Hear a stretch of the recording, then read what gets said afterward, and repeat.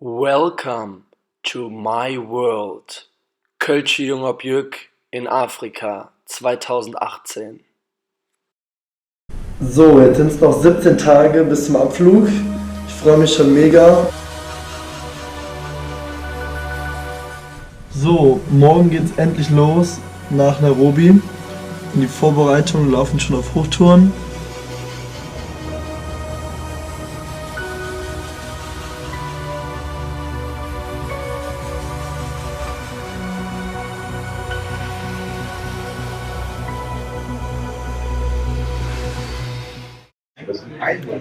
Wünschen wir eine gute Reise, schöne Bilder, viele Tiere und dass du auch mal Bilder per WhatsApp an mich schickst und dass du gesund und munter wiederkommst. Viel Spaß!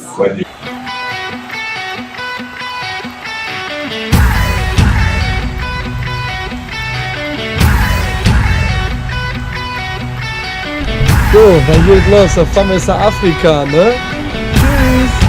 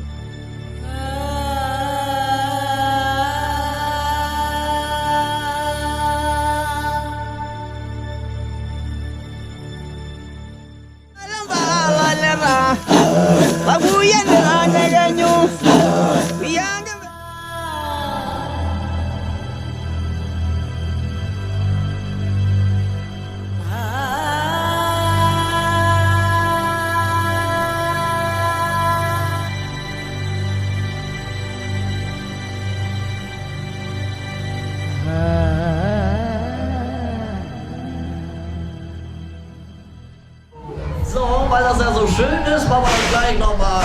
Na klar. Es kann losgehen.